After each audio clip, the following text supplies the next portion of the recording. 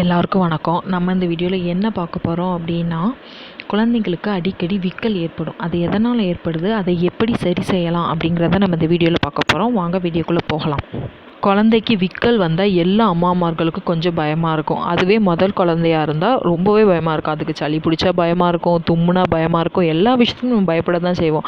இதுவே பெரியவங்க இருந்தால் என்ன தெரியுமா சொல்லுவாங்க, குழந்தைக்கு விக்கல் எடுக்குது அப்படின்னா, உன் பிள்ளைக்கு குடல் பிறக்குது, அதனால தான் உன் பிள்ளை விக்கலாக எடுத்துகிட்டு இருக்கு அப்படின்னு சொல்லுவாங்க. பெரியவங்க வீட்டில் இருந்தால் இதை தான் சொல்லுவாங்க. இது கூட ஒரு காரணமாக இருக்கலாம்.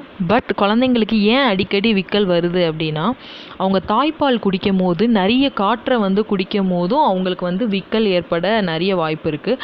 அதான் என்ன பண்ணுவாங்க அப்படின்னா, தாய்ப்பால் குடித்தோன்னா அவங்க தோலில், அம்மாவோட தோலில் கொஞ்சம் நேரம் போட்டு தடவி கொடுத்து ஏப்பம் விட்ட பிறகு தான் அவங்கள கீழே போடுவாங்க.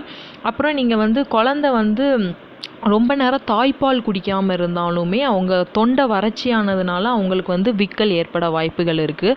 அவங்க ரொம்ப நேரம் வயிறு காலியாக இருக்கும். அப்போ அவங்களுக்கு வாய்வு தொல்லையும் ஏற்பட வாய்ப்புகள் இருக்கும் போது அப்போ அவங்களுக்கு விக்கல் வரும்.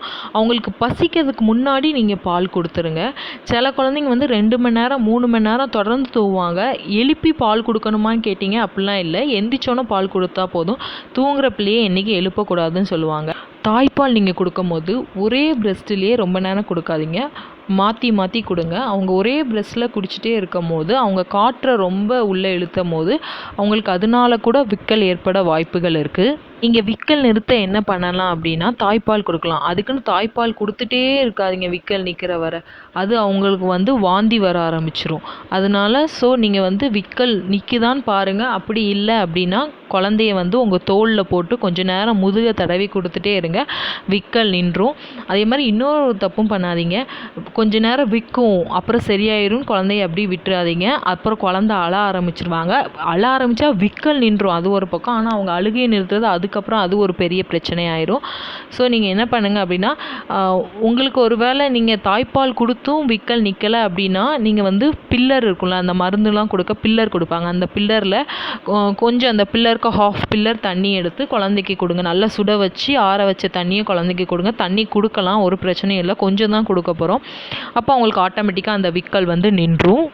கொஞ்சம் குழந்தைய அப்படி கொஞ்சம் விளையாட்டு காட்டி பாருங்கள். விளையாட்டு காட்டி பார்த்து விக்கல் நிற்குதான்னு கூட நீங்கள் ட்ரை பண்ணி பார்க்கலாம். விக்கல் வர்றது ஒரு பெரிய பிரச்சனை கிடையாது. ஆனால் விக்கல் வராமல் இருக்கிறதுக்கு நான் முன்னாடி சொன்னதெல்லாம் நீங்கள் ஃபாலோ பண்ணிக்கோங்க.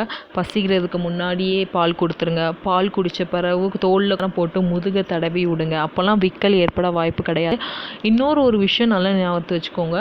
உங்கள் குழந்தை தொடர்ந்து விக்கிட்டே இருக்காங்க, டெய்லி அவங்களுக்கு விக்கல் தொடர்ந்து வந்துட்டே இருக்குது அப்படின்னா கண்டிப்பாக உங்கள் டாக்டரை போய் நீங்கள் கன்சல்ட் பண்ணிடுங்க. சரியாயிரும் பாப்பா வச்சுட்டே இருக்காதீங்க. உங்கள் டாக்டர்கிட்ட போய் ஒரு தடவை கேட்டுருங்க, இல்லை கால் பண்ணியாவது உடனே கேட்டுருங்க. அதுக்கான தீர்வு அவங்க உடனே சொல்லிடுவாங்க. இல்லைனா நீங்கள் பாப்பா கூட்டுவாங்க, நான் செக் பண்ணி பார்த்துட்டு சொல்கிறேன்னு கூட அவங்க சொல்லுவாங்க. இதை அசால்ட்டாகவும் எடுத்துக்காதீங்க.